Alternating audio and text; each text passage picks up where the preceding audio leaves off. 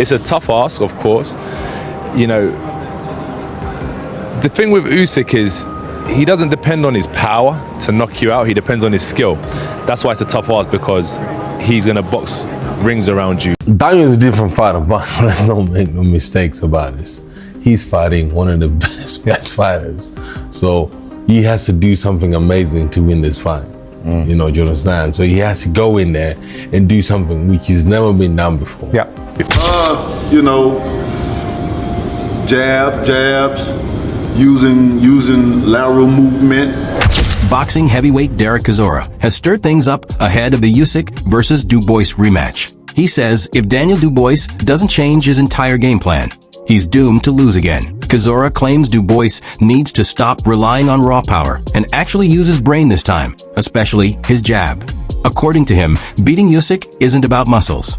It's about mental warfare. While Chisora hints that Usyk is the smarter and more likely winner, he also throws in a wild card. If Dubois wakes up and fights smart, he might shock the world. But right now, the odds look stacked against him. And what I'm saying is this, yeah. To beat Oleksandr Usyk, you have to be mentally disturbed in your head. Yeah? You have to be mentally disturbed. Yeah, because you have to understand. Or to take the fight in the first place. Yeah, because when I saw him a couple of months ago, yeah, I had a coffee with him, we were just chatting. The guy lives in Ukraine. Yep. Yeah. He goes, oh, before I came on the plane, I was sleeping in my house, and then those missiles were going over my house, and I didn't want to go in the bunker. I was like, I'll just go to sleep. That's some craziness, isn't it? I mean, like, imagine you're in your house in Barna, Timbuktu, and then missiles are going. What are you gonna be like? Yeah, he's cut from very different stuff. Yeah, exactly. So, and then remember, Anthony Joshua breaks down exactly why Daniel Dubois failed against Usyk the first time and why the rematch will expose his real level. He says Usyk's southpaw stance completely confused Dubois, making it hard for him to land anything solid. Joshua points out that Dubois couldn't use his jab or right hand, two of his main weapons, because southpaws like Usyk stay further back and fight smarter. Joshua makes it clear, if Dubois doesn't figure that out fast, he's walking into another loss. This rematch isn't just a fight, it's a reality check. Generation. You know, he's done really well to go up against him and push Oleksandr Usyk in certain ways. Oleksandr Usyk's a good opponent. The thing where Daniel struggled, obviously, was southpaw. Daniel couldn't get his jab off, which is one of his main weapons, and his right hand off, because a southpaw, they're a bit further back, because their stance is different. So you have to kind of counter with the right hand, and Daniel couldn't get his main weapons off, so he struggled a little bit. But it's cool. Came back, beat Jerome Miller, big, strong, heavy guy. Beat Filip Hrgović, who was apparently the boogeyman of the division. So he's done well to be in this position now after that. He's done well. Oleksandr Usyk fight, unlucky, came up short, but he's done well to bounce back. Do you think it was a legal shot against Usyk or not? I don't know. It's not. It don't matter what I say. Don't matter. What do you think? I thought it was very close. Interview. Not being able to use his main weapons hurt Dubois badly in that fight. Still, Joshua gives him credit for how he bounced back. He points to Daniel's wins over tough guys like Gerald Miller and Filip Hrgović, both considered real threats. Joshua says that even though Dubois got exposed by Usyk, he's managed to climb his way back up and earn another shot. Blind. No, so. You. I think it's on referee's discretion. I think if some referees call it legal... So your opinion doesn't matter then? I think more people are more interested in your opinion. Well, I'm interested in yours.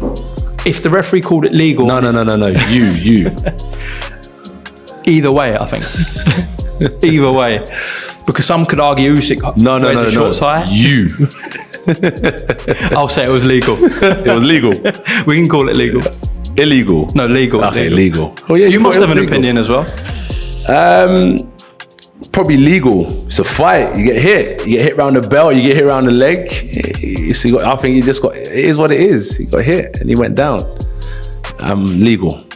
Oleksandr Usyk is walking into the rematch with tunnel vision. He's not wasting time thinking about what went down in the first fight with Dubois. He's made it clear that's old news. Usyk isn't here to defend himself or explain anything to fans or officials. He's focused on now, and he's training like this is a whole new battle.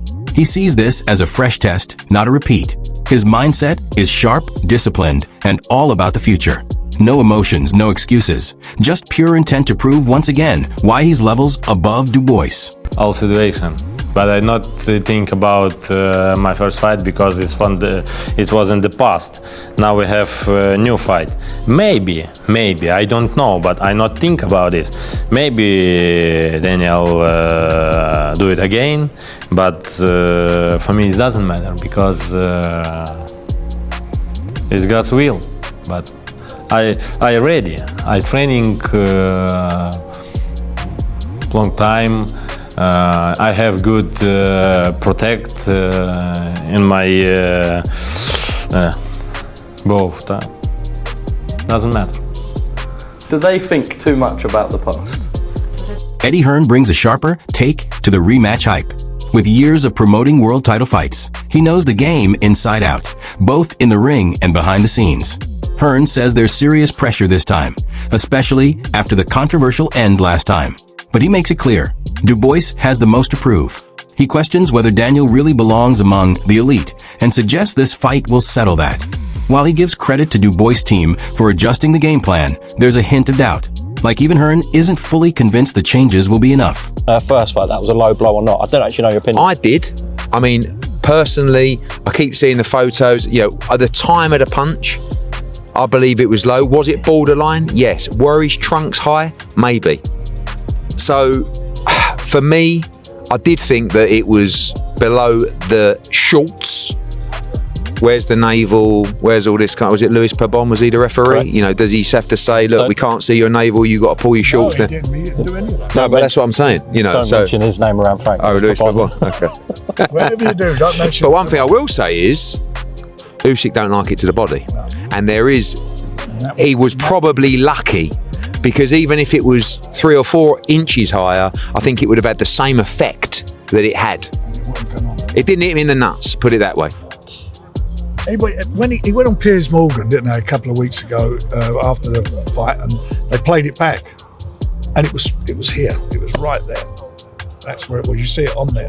All the photographs. It depends where they decide they want to stop, where the punch is coming from, and where it lands. But listen, do you know what? All of that now is irrelevant. He's got to, Daniel, on the 19th, what he's got to do the 19th of July is show what he's all about. He knows that he can hurt him.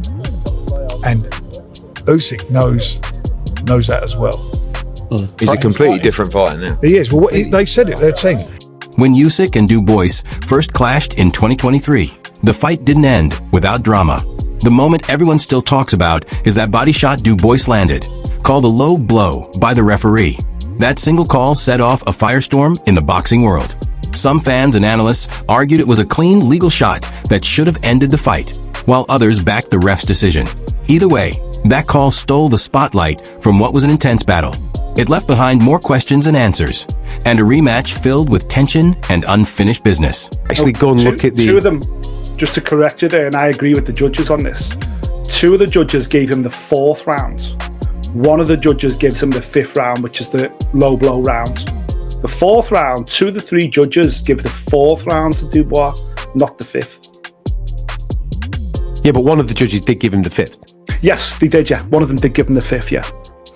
Which I disagree with. I actually thought that Usyk got off the deck and gave him a bit of a pasting in the final sessions of that 5th round. Listen, he lost comprehensively. We had, 8 completed rounds. Usyk won at least 6 of them. Correct. At least. Correct. So when you're talking about the gap between the guys, I thought it was really, really wide. But Don Charles, the team, whoever's been around Daniel Dubois, paused that fight. Played a massive part in it. Getting inside his head to convince him, you nearly had him. Yeah. You nearly had him.